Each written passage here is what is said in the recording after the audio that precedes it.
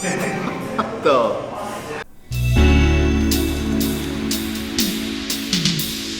Let's start with Durio. Durio, I think okay, that's the great. easiest to drink, so let's start there. the Okay, yeah. This beer was inspired by the boss Durio. We were trying to think of what kind of beer could we make that would kind of jive with the idea of a freezing attack. Ice freezing and blue. We were also thinking about freezing, cooling, maybe some eucalyptus or menthol-like flavor. Oh, Could kind for of that make like sense. cool or cold flavor. Exactly.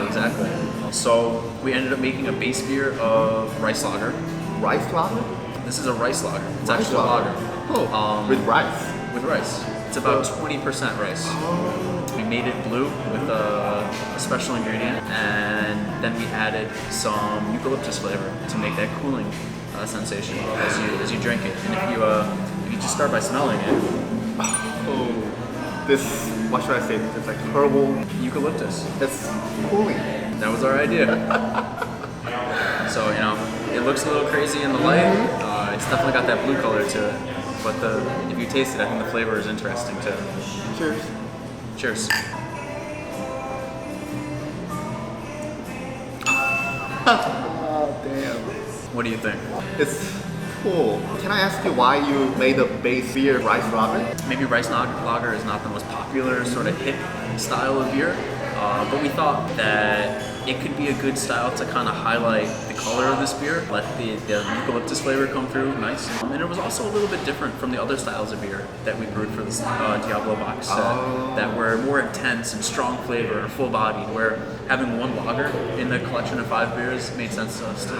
Have you ever played the game Diablo 2? I actually have not played Diablo 2.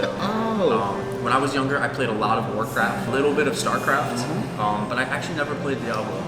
But still, have enjoyed the game from Blizzard, then you must be excited when Blizzard asked you for collaboration. Yeah, I thought it was a pretty cool opportunity. As a kid, I remember waking up early and using my dial-up modem to connect to the internet to play Warcraft online. Oh, really? Maybe it's showing my age a little bit. Working with them on a project like this was neat. So the next beer is Mepisto, right? This is Mepisto. So Mepisto in game uses thunder. So that's why you made it sour. So we thought sour was kind of a good way to express that sort of Mephisto's attack with the thunder or lightning. But we wanted to make it more interesting than just a sour beer. So we added some raspberry puree to the beer, and then we aged it on coconut in the bright tank. Let's try it. Let's do it.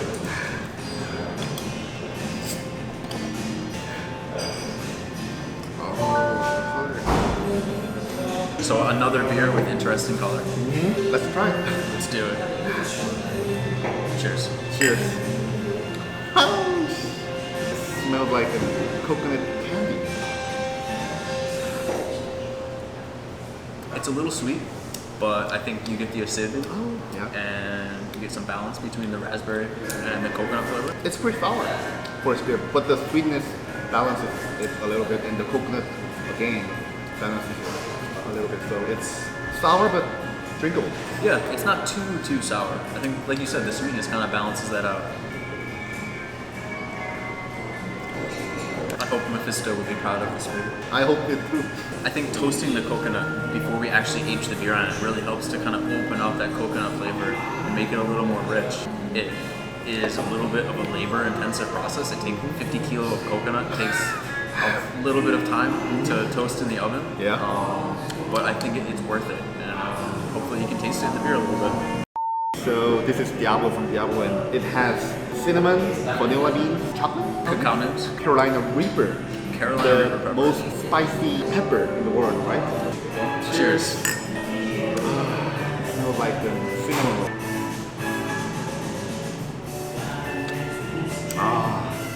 Still so good. So it has a bit of head, not like other thick, cloying pastry stouts. Did you intended to add carbonation for its drinkability? We wanted a little bit of carbonation.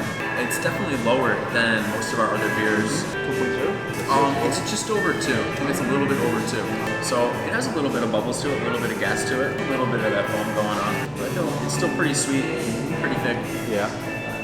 It's not like full body beer, but still it's like medium or medium full body beer. I hope that the little bit of carbonation helps to kind of balance out the sweetness in the beer and make it just not so cloying that it just kind of sticks in your mouth so much, even though it has really intense flavors to it. I'd be feeling pretty good after drinking a whole bottle of this by myself. Yeah. Did you use the cassia bark or the real like the cinnamon? We use actual cassia bark. Right? I prefer cassia more to cinnamon because it has that more familiar cinnamon flavor for me. When I homebrewed, I've used real cinnamon a few times, and every time the cinnamon overpowered my beer, so I had to just dump my beer. What did you think when you use real cinnamon? How do you feel about like the flavor of that? Do you like it?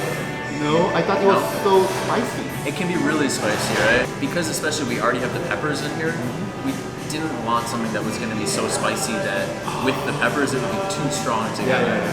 So we tried to figure out how to make those flavors be a little bit more complementary together. Okay, so we have drank 3 beer, and every one of them were really interesting, tasty.